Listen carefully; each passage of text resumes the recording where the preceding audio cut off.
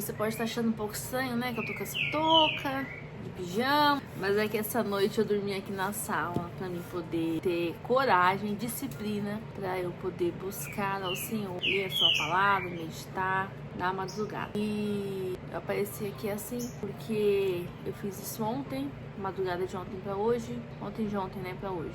Enfim, é a segunda noite que eu tô aqui na sala. E eu fiz isso porque nós precisamos viver de uma forma intencional. Muitas vezes nós entendemos que nós temos que ter uma disciplina com o Senhor, buscar o Senhor, só que nós não conseguimos. Então precisamos buscar estratégia, nos organizar, para conseguir dar conta de fazer aquilo que a gente precisa fazer. Também com o Senhor. Muitas vezes nós somos bons em dar um jeito nas coisas que são passageiras. E aquilo que é eterno, a gente não tem disciplina para fazer. Então eu decidi dormir aqui na sala pra eu poder colocar o alarme, né, e acordar sem incomodar meu esposo. E o fruto disso foi que Deus me deu uma palavra. Eu comecei a ler o Evangelho de Lucas. O Senhor falou ao meu coração, me trouxe uma ministração. Estou aqui com duas folhas. Amém? Decidi aqui me recompor um pouco. Já coloquei a minha camiseta aqui do Ministério Infantil, que hoje eu vou dar aula. Vamos lá. Eu vou estar lendo o texto e depois eu vou meditar naquilo, compartilhar aquilo que Deus falou ao meu coração. A partir do versículo 5, onde diz assim: o nascimento de João Batista. Quando Herodes era rei da Judéia, havia um sacerdote chamado Zacarias, que fazia parte do grupo sacerdotal de Abias. Sua esposa Isabel também pertencia à linhagem sacerdotal de Arão. Zacarias e Isabel eram justos aos olhos de Deus e obedeciam cuidadosamente a todos os mandamentos e estatutos do Senhor. Não tinham filhos, pois Isabel era estéril e ambos já estavam bem velhos. Certo dia, Zacarias estava servindo diante de Deus no templo, pois seu grupo realizava o trabalho sacerdotal conforme a escala. Foi escolhido por sorteio, como era costume dos sacerdotes, para entrar no santuário do Senhor e queimar incenso. Enquanto o incenso era queimado, uma grande multidão orava do lado de fora. Então um anjo do Senhor lhe apareceu à direita do altar de incenso. Ao vê-lo, Zacarias ficou muito abalado e assustado. O anjo, porém, lhe disse: não tenha medo, Zacarias, sua oração foi ouvida. Isabel, sua esposa, lhe dará um filho, e você o chamará de João. Você terá grande satisfação e alegria, e muitos se alegrarão com o nascimento do menino, pois ele será grande aos olhos do Senhor. Nunca tomará vinho nem outra bebida forte, será cheio do Espírito Santo antes mesmo de nascer. Fará muitos israelitas voltarem ao Senhor, seu Deus. Será um homem com o espírito e o poder de Elias, e preparará o povo para a vinda do Senhor. Fará o coração dos pais voltar para seus filhos e levará os rebeldes a aceitarem a sabedoria dos justos. Zacarias disse ao anjo: como posso ter certeza de que isso acontecerá? Já sou velho e minha mulher também é de idade avançada. O anjo respondeu: sou Gabriel e estou sempre na presença de Deus. Foi ele quem me enviou para lhe trazer estas boas novas. Agora, porém, você ficará mudo até os dias em que essas coisas acontecerão, pois não acreditou em minhas palavras, que se cumprirão no devido tempo. Enquanto isso, o povo esperava Zacarias sair do santuário e se perguntava por que ele demorava tanto. Quando finalmente saiu, não conseguia falar com eles, e perceberam por seus gestos e seu silêncio que ele havia tido uma visão no santuário. Ao fim de seus dias de serviço no templo, Zacarias voltou para casa. Pouco tempo depois, sua esposa Isabel engravidou e não saiu de casa por 5 meses. Como o Senhor foi bom para mim em minha velhice, exclamou ela. Tirou de mim a humilhação pública de não ter filhos. No 6º mês da gestação de Isabel, Deus enviou o anjo Gabriel a Nazaré, uma cidade da Galileia, a uma virgem de nome Maria. Ela estava prometida em casamento a um homem chamado José, descendente do rei Davi. Aleluia.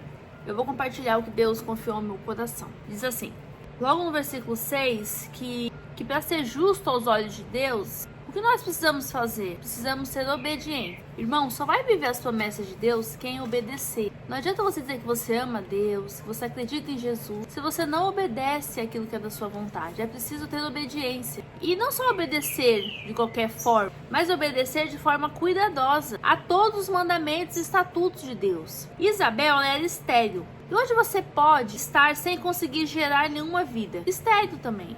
Não estou falando esterilidade de forma física, para gerar filhos. Mas esterilidade de algum projeto, de algum ministério, de algo que você quer gerar vida na vida do outro e você não está conseguindo fazer. Muitas vezes você tem um chamado, você sabe que Deus tem algo com você, de você ajudar outras pessoas e você não está conseguindo gerar algo novo. Mas saiba que quando Deus entrar no seu caminho, tudo pode acontecer. Ah, Raquel, mas Deus já está no meu caminho. Porém, o que Jesus nos ensinou em João 15:4? Sem mim nada podeis fazer. Você tem que estar em comunhão com o Senhor, buscando a presença de Jesus o tempo todo. Porque sem Ele você não consegue perdoar, você não consegue amar, você não consegue encorajar, você não consegue ter uma vida de vitória ainda nessa vida, nesse mundo caído aqui onde nós estamos. Sem Jesus nada podeis fazer. Sem Jesus você não pode gerar uma nova vida. E Deus é aquele que tem poder para gerar, para agir na sua vida, mesmo na sua velhice. Talvez você já viveu aí alguns bons anos e pro mundo você não tem mais nada a oferecer. Sabe que isso é uma mentira de Satanás. Você tem sim muito a oferecer. Você tem sabedoria, você tem um olhar diferente para as pessoas. Você pode aconselhar, você pode ser aquela pessoa que vai emprestar os seus ouvidos para ouvir alguém desabafar. Então, não acredite que Deus não tem mais nada para você, que você não pode ter um ministério, só porque muitas vezes você anda cansado por conta da idade avançada. Deus tem algo novo para você nessa fase que você está. Versículo 7, nós vamos ver que o Senhor tem o dia certo. E Deus faz na vida daqueles que está trabalhando. Deus trabalha na vida daqueles que trabalham. Teve o dia certo que o anjo foi visitar Zacarias. E o anjo encontrou Zacarias como? Trabalhando na obra, trabalhando na casa de Deus. Então pare de usar as faltas, aquilo que você não tem ainda, para ficar barganhando com o Senhor. Senhor, quando eu receber tal bênção, eu vou fazer na sua casa, eu vou trabalhar, eu vou ter um ministério, eu vou assumir um cargo, eu vou ter um compromisso mais efetivo contigo. Não faça isso. Saiba que Deus não nos deve nada. Ele já entregou Jesus para morrer na cruz por nós. Você acha mesmo que Deus te deve alguma coisa? Um casamento melhor, uma família melhor, mais ajustada, um emprego, um concurso? Não, meu querido. Deus não te deve nada. Nós não merecíamos. Ele enviou Jesus para morrer na cruz por nós. Quando nós andávamos nos nossos erros, no pecado, vivendo de forma carnal. Então, não espere ter uma vida confortável para você fazer aquilo que vai fazer a diferença na vida de alguém.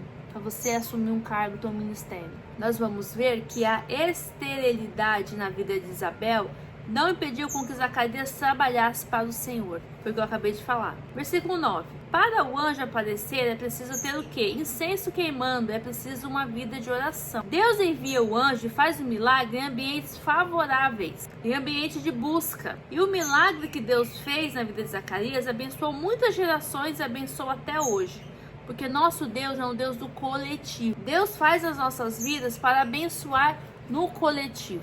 Então aqui nós temos dois ensinamentos. Que o anjo visita, o milagre acontece num ambiente favorável. É preciso ter busca, dedicação. Zacarias estava trabalhando na casa do Senhor, queimando incenso. Dependente daquilo que ele desejava que tivesse, como era ter um filho, ainda assim ele fazia. Ele trabalhava. Nosso Deus é um Deus do coletivo. Deus não te abençoa para a bênção ficar só em você. Ele te abençoa para você abençoar o outro. E isso são várias formas que você pode abençoar o outro. De forma financeira, dando um abraço, aconselhando, ouvindo, tendo uma palavra de conforto, de consolo. E o versículo 11 e o 12 foi o que mais me chocou. Eu acho que vai chocar você também. Espero que choque você também. Aqui foi quando Zacarias recebeu a visita do anjo. Eu queria entender por que Zacarias ficou tão abalado quando viu o anjo. Será que nós somos assim? Porque eu fiquei pensando, será que nós estamos dessa mesma forma, inseridos em um ambiente religioso, mas não temos expectativa de receber a visita de um anjo ou um milagre? Quando eu falo visita de um anjo, gente, é um milagre, tá? Será? Nós precisamos ter expectativa no nosso coração daquilo que Deus pode fazer. Muitas vezes nós estamos orando há tantos anos e a bênção não chegou ainda. Não porque Deus é ruim, Deus não quer te abençoar, mas é porque não é o tempo certo. Deus sabe aquilo que vai chegar na nossa vida e a hora certa e que vai ser bênção nas nossas vidas ou ser pedra de tropeço. Talvez você está orando aí por algo que não é da vontade de Deus. Aos seus olhos vai te aproximar de Deus, mas Deus sabe que vai te afastar. Eu conheço a história de uma pessoa que orou por tantos anos para ter uma casa na praia. orou, buscou, trabalhou e conquistou a casa na praia. Mas chegava no domingo, no verão, não ia mais pra igreja. Só tava ali usufruindo da casa. Você tá entendendo o que quer dizer? Talvez o que é bênção aos seus olhos, se Deus te der, vai ser uma maldição na sua vida. Nós vemos que Deus ouve as nossas orações. O anjo deixa claro, Zacarias, o Senhor ouviu a sua oração. E ainda assim, quando ele recebeu a visita do anjo, ele ficou apavorado. Será que se um anjo aparecesse pra mim, se um anjo aparecesse pra você e hoje falasse, Raquel, tá aqui a bênção que você tanto orou, será que eu iria agradecer, ficar feliz, falar, nossa, chegou o tempo? Ou eu ia ficar, meu Deus, será que é verdade? Será que não é coisa da minha cabeça? Será que eu não entendi errado? Será que eu não tô ficando louca? Não, meu irmão. Cria expectativa de ver o anjo. Cria expectativa de que Deus está trabalhando. Porque Deus está trabalhando. Deus não é homem para que minta, nem filho do homem para que se arrependa. Se ele falou que a promessa vai chegar, vai chegar. No tempo certo, mas vai chegar. Não duvide. No versículo 13 e 14, nós vamos ver que quando estamos gerando algo que é cheio do Espírito Santo, isso nos gera satisfação e alegria. Um exemplo prático que eu posso trazer é esse sermão aqui. Que esse sermão, ele serve para quê? Para gerar alegria no nosso coração. Para gerar conhecimento da palavra. Na sua vida, na minha vida, principalmente, ele não foi gerado de forma confortável. Isso eu te garanto. Eu passei 2 noites no chão da sala, no colchão. Pra quê? Pra que eu tivesse um momento de qualidade, um momento de silêncio, sem preocupação, com a mente vazia, focada naquilo que Deus quer falar comigo. E eu trago outro ensinamento aqui. Tudo que tem valor dá trabalho. Dá trabalho pra fazer. Uma graduação, pra você se especializar em algo, é 4 anos estudando. Não é 4 meses. Então tudo que vai gerar um valor, um ministério, um filho bem criado, você tem que educar, chamar atenção, se preocupar. Dá trabalho, não tem jeito. O que esse vinho representa aqui no texto? São as distrações, a bagunça, vícios, maus hábitos. Sabe que essas coisas não podem fazer parte dos grandes projetos de Deus, daqueles que são cheios do Espírito Santo, daqueles projetos que vai abençoar a vida do outro. No versículo 14 e 17 caberia uma sessão à parte, só daquilo que o Espírito Santo faz nas nossas vidas, do que acontece quando o Espírito Santo chega nas nossas vidas, quando nós somos cheios do Espírito Santo, quando nós aceitamos Jesus. Nós vamos ver a forma que ele age. No versículo 18, Zacarias duvida. Aqui nós vemos o contraste entre um homem de Deus, um homem experiente que estava ali no templo, que estava familiarizado com as escrituras. E não só experiente na religião, mas experiente na vida também, já que ele já estava aí na melhor idade. E o contraste com Maria, mãe de Jesus, nova, inexperiente, ia começar ali na vida adulta. Nós vemos a forma contrastante na qual eles receberam a visita do anjo, receberam milagre. No versículo 19 e no 20, nós vamos ver a ofensa ao anjo e a sua consequência. Porque tudo tem uma consequência. Toda ação tem uma reação. Não só aqui no nosso mundo físico, mas no mundo espiritual também. A forma que você recebe uma palavra, a forma que você se dedica àquilo que Deus te confiou, vai determinar se você vai viver ou não. Se você vai ter fé, se você vai buscar viver aquilo que é da vontade de Deus. Nós vemos também orações automáticas. Zacarias orava, mas acho que já estava no automático já. Ele orava, mas ele não tinha fé para que aquilo acontecesse. Afinal, Zacarias orava, mas não tinha expectativa que fosse ouvido. Como assim? Se ele estava orando, buscando, por que ele ficou tão surpreso quando ele recebeu a visita do anjo? Não consigo entender. E talvez você esteja assim também. Orando, buscando ali no automático, me dá, mas você não tem expectativa no seu coração de que vai receber. Ou será que Deus está me ouvindo? No versículo 21, o povo esperava e achou demorado Zacarias sair. Afinal, gente, uma vida devocional de qualidade demanda tempo. Aqueles que recebem visitas de anjo, que recebem milagre, precisam investir tempo de comunhão com o Pai no secreto. Não tem como nós termos uma vida sólida com o Senhor, uma vida de vitória, se a gente não dedicar tempo. A meditação da palavra, a oração, as disciplinas espirituais, jejum, comunhão com os irmãos. E isso dá trabalho, demanda tempo. No versículo 22, nós vamos ver que não tem como a pessoa ter tido encontro com um anjo e continuar na mesma, fazendo as mesmas coisas. É preciso haver uma mudança no comportamento, nas atitudes. As pessoas perceberam que tinha acontecido algo extraordinário com Zacarias, porque ele ficou mudo, por conta do comportamento dele que mudou. No 23 e no 24, nós vemos o cumprimento da promessa, mesmo com Zacarias questionando, duvidando, e ainda assim a promessa se cumpriu. Sabe por quê, meus irmãos? Deus não precisa da sua fé necessariamente para cumprir o querer, os planos dele na sua vida. Saiba que os planos de Deus, eles não podem ser frustrados. E a promessa, ela vai se cumprir, mesmo com você questionando ou duvidando. E aí, pegou essa chave? Não tem problema você questionar, até mesmo você duvidar. Mas se você obedecer para que aquela promessa se cumpra, ela vai acontecer. Eu falo por mim, no começo da minha caminhada, Deus me deu uma visão, eu ministrando para muitas pessoas no auditório. E eu me agarrei a essa palavra. Então, por mais que a minha caminhada, muitas vezes eu fiz coisas na qual eu não me orgulhei, pelo contrário, eu me arrependi, ainda assim eu tinha essa convicção de que eu iria falar para muitas pessoas, eu iria ministrar o coração de muitas pessoas. Então isso me fez permanecer, sim, com altos e baixos, porém eu estou aqui. E eu creio que esse tempo está chegando. E como já chegou outras vezes, quando eu fui convidada para falar do amor de Deus, poder transformador, contar o meu testemunho. Mas ainda assim, eu escolhi obedecer e caminhar para que essa visão se cumprisse na minha vida. No versículo 24, pensa, gente, Isabel, grávida, na velhice. Imagine o orgulho, a felicidade, a alegria que essa mulher não estava. E ainda assim ela ficou 5 meses em casa, se resguardando. Aqui nós aprendemos que não tem necessidade de ficar contando nossos projetos, nossas bênçãos, nossos milagres, que há tempo para todas as coisas. As bênçãos de Deus, mais cedo ou mais tarde, elas serão evidenciadas nas nossas vidas. Nossa, isso falou muito comigo. E quantas vezes eu recebi uma palavra e eu logo ia compartilhar, porque eu queria que a pessoa se alegrasse comigo e que ela enxergasse aquilo que eu carrego, mas não tem necessidade. E outra coisa, quando você está falando palavras que Deus te confiou, revelação, sem ser a hora certa, você está dando munição para o inimigo, porque o inimigo sabe o que você está pensando a partir daquilo que você fala.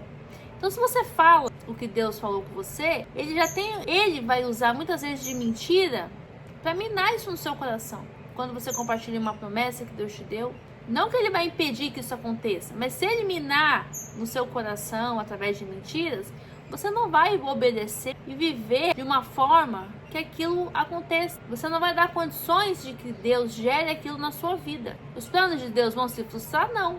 Ele não pode fazer na sua vida, mas ele vai fazer na vida de outro, que acreditou e obedeceu para que aquela promessa se cumprisse.